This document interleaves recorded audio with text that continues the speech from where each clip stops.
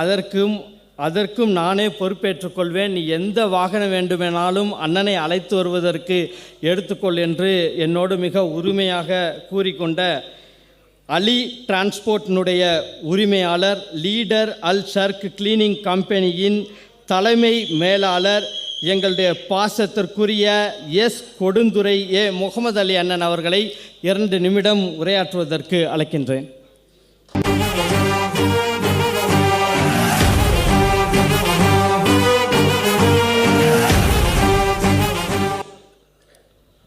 அஸ்ஸலாமு அலைக்கும் வரஹமத்துல்லாஹி வபரகாத்துஹு.